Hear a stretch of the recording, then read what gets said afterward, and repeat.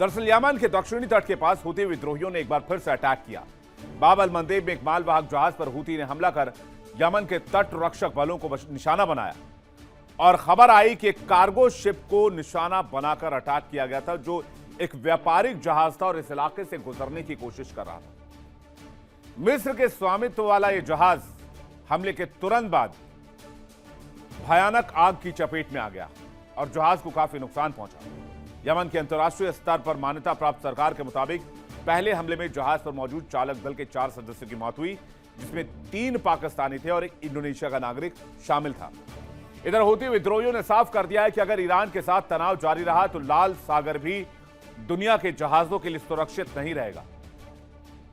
यहां भी तनाव रहेगा और यहां से भी कोई भी जहाज बचकर नहीं निकल पाएगा। जबकि अमेरिका लाल सागर में काफी मजबूत स्थिति में है,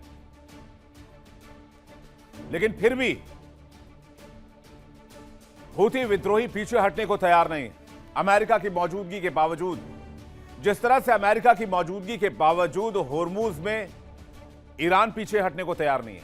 अब वही कहानी, वही स्क्रिप्ट लाल सागर में दोहराई जा रही है। अमेरिका के वर्चस्व को देखना चाहते हैं लाल सागर के आसपास? आइए देखते हैं। यूएसएस जेराल्ड आर फोर्ड की तैनाती यहीं पर है। यह है सुएज कैनाल के पास यूएसएस जेराल्ड आर फोर्ड की तैनाती। यूएसएस जेराल्ड आर फोर्ड एक न्यूक्लियर पावर्ड एयरक्राफ्ट कैरियर है जिस पर 75 से ज्यादा लड़ाकू विमान तैनात रहते हैं। यह एयरक्राफ्ट कैरियर अपने साथ 4,500 से ज्यादा नौसैनिकों को लेकर चलता है। इसके अलावा यूएसएस रॉस और यूएसएस गोंजालेस लाल सागर और आसपास के समुद्री इलाकों में लगातार गश्त कर रहे हैं। ये जो दो शिप्स को आप यहां पर देख रहे हैं, ये सब लाल सागर में मौजूद हैं। डिस्ट्रॉयर की बात करें तो USS Murphy, USS Stockdale, USS Indianapolis लगातार इस इलाके में पेट्रोलिंग का काम कर रहे हैं। लेकिन बावजूद इसके यमन में ये जो इलाका आप देख रहे हैं, यहीं पर यमन में हूती विद्रोही हैं और वो यहीं से अटैक करते हैं। और यहां पर ये जो सकरा गलियारा आप देख रहे हैं, यहां पर अटैक होता है, जहां पर यूएसएस मर्फी, यूएसएस स्टॉकडेल और यूएसएस इंडियानापोलिस की लोकेशन बताई जा रही है, ठीक गल्फ ऑफ एडन के जस्ट सामने।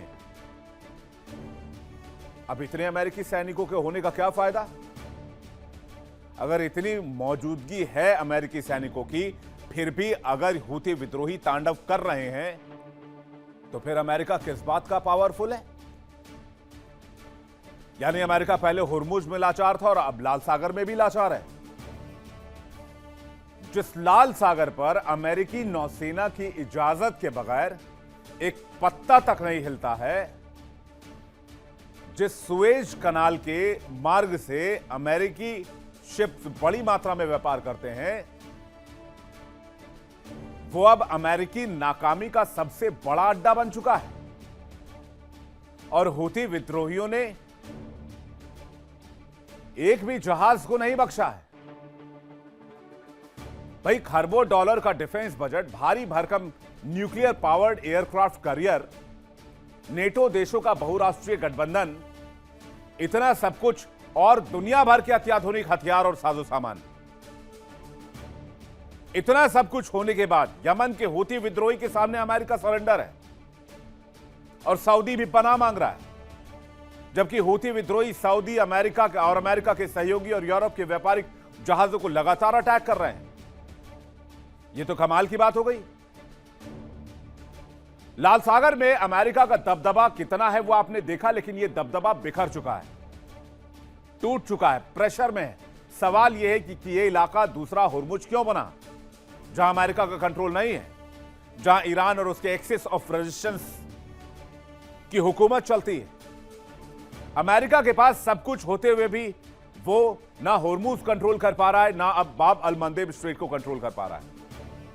उधर अमेरिका के अलावा ब्रिटेन और फ्रांस ने भी अपने अपने युद्धपोत भेजे हैं। इसके अलावा हाल ही में पाकिस्तान, सऊदी, तुर्की ने मिलकर इस्लामिक नेटो भी बनाया। और जैसे इस त्रिकोणीय सुरक्षा व्यवस्था पर हस्ताक्षर हुए, साइन हुआ, हूती ने सबसे पहले सऊदी को ठोका, उसके बाद लाल सागर में मिस्र को ठोका उसके बाद पाकिस्तानी नाविकों को ठोका और चुनौती दे दी कि हिम्मत है तो कुछ करके देख लो फिर। यही वजह है कि लाल सागर के मोर्चे पर अमेरिका, उसके सहयोगी, नेटो, फ्रांस, ब्रिटेन, सब के सब डूबते नजर आ रहे हैं। कौन है ये हूथी विद्रोही? इतने पावरफुल कैसे हैं जो खुलेआम पंगे कर रहे हैं? जब अमेरिका और अन्य देशों का लाल सागर पर कब्जा नहीं हो पाए तो उन्होंने यमन को भड़काया और कहा कि हूथी पर हमला कर दो। और यही नहीं, सऊदी को भी कहा कि यमन में घुसकर हमला करो, और सऊदी ने सना एयरपोर्ट पर अटैक किया। लेकिन जैसे ही यमन की सरकार ने हूथी के सना वाले इलाके में दाखिल होने की कोशिश की, हूथी के लड़ाकू ने हमला कर 58 सैनिकों को मार दिया। जिस हूथी की हम बात कर रहे हैं वो ईरान के प्रॉक्सी हैं, वो ईरान के एक्सेस ऑफ रेजिस्टेंस हैं, जो यमन में अपना अच्छा खासा कंट्रोल रखते हैं। इतना कंट्रोल रखते हैं कि वो अमेरिका तक को चुनौती दे सकते हैं। ये यमन के हथियार बंद शिया जैदी ग्रुप हैं। आधिकारिक नाम है अंसार अल्लाह। इसका 90 के दशक में गठन हुआ। इसके संस्थापक थे हुसैन अल हूती, इसलिए इन्हें हूती विद्रोही भी कहा जाता है। इनके मेंबर्स की संख्या 1.25 लाख के करीब है। 2014 में यमन में राष्ट्रपति हादी के खिलाफ इन्होंने विद्रोह किया था। 2015 में हूतियों ने फायदा उठाया और राजधानी सना पर कब्जा कर लिया। हूती के विरोधी कौन कौन है? सऊदी अरब, यूएई, बहरीन और यमन की जो आधिकारिक सरकार है। लेकिन सपोर्ट कौन करता है? सपोर्ट करता है ईरान, हमास, हिजबुल्लाह, पीएमएफ। यानी ईरान के अलावा जो ईरान के प्रॉक्सीज हैं, जो एक्सेस ऑफ रेजिस्टेंस है, वो इनको सपोर्ट करते हैं और ईरान इनको हथियार, दाना पानी देता है, जैसे कि भविष्य में कभी जरूरत पड़े तो वो इनका इस्तेमाल कर सके। और वो इस्तेमाल करने की जो वक्त, जो जरूरत है, वो आन पड़ी है। ईरान ने होर्मुज बंद किया, हूती विद्रोहियों को आदेश दिया कि लाल सागर से कोई भी जहाज निकले तो उसमें आग लगा देना। हूती विद्रोही तैयार थे, लाल सागर पर अपना कंट्रोल जमा लिया और कोई भी जहाज इस इलाके से निकलता है तो उसको फूंक देते हैं। यानी लाल सागर में हूती लड़ाकों का टोटल कंट्रोल है। और अगर लाल सागर में टोटल कंट्रोल है तो बाब अल मंदेब स्ट्रेट भी हूती विद्रोही के कंट्रोल में है। और अगर बाब अल मंदेब स्ट्रेट हूती विद्रोही के कंट्रोल में है तो ये बाब अल मंदेब स्ट्रेट और होर्मुज स्ट्रेट दोनों ईरान के कंट्रोल में है। इन सब के अलावा लाल सागर के तटीय इलाकों में जो उबड़ खाबड़ पहाड़ी इलाके हैं, वहां पर ये किस इलाके में रहते हैं, कैसे एक्शन लेते हैं, किस तरह से ऑपरेशंस चलाते हैं, ये किसी को पता ही नहीं चल पाता। और इसलिए अमेरिकी युद्धपोत भी इस इलाके में आगे बढ़ने से डरते हैं। वो गल्फ ऑफ अडन में खड़े होकर कोशिश करते हैं कि किसी तरह से हूती विद्रोहियों को कंट्रोल किया जाए। दरअसल हूती के प्रभाव को समझने के लिए यमन की भौगोलिक स्थिति जाननी होगी कि आखिरकार लाल सागर में हूती के लड़ाके बवाल क्यों मचाते हैं। पूरे यमन के बारे में बात करें, किस किस इलाके में कब्जा है हूती विद्रोहियों का, कहां कहां यमन की सरकार का कब्जा है, वो आप एक बार देख लीजिए। हूती विद्रोही का सना प्रांत में भारी दबदबा है। ये जो इस वक्त आप देख रहे हैं, सऊदी यमन का बॉर्डर, यमन ओमान का बॉर्डर, और ये जो इलाका आप नीचे देख रहे हैं, इसमें आपको समझ आएगा कि मान्यता प्राप्त सरकार कितने इलाके में है। अगर आप मान्यता प्राप्त इलाकों को देखें तो मारिब, तैज, अदन, गल्फ ऑफ अडन में मान्यता प्राप्त सरकार है। यहां की यमनी नेशनल रेजिस्टेंस फोर्सेस है अदन में। लेकिन इंपॉर्टेंट क्या हो जाता है, आप देखिए स्ट्रेटेजिकली अगर आप देखेंगे तो कितने बारीकी से खेल करा ईरान ने, ये आप समझेंगे। हूती विद्रोहियों का जो कब्जा है वो सना में, और सऊदी ने कहां हमला किया था? सऊदी ने हमला किया था सना में, सना एयरपोर्ट पर, यानी डायरेक्ट अटैक था हूती विद्रोहियों पर। अब ये इंपॉर्टेंट कैसे है? इंपॉर्टेंट ऐसे है कि अगर आप इसको देखेंगे तो लाल सागर के तटीय इलाकों में जो सना का इलाका है उसको टोटल हूती कंट्रोल करते हैं।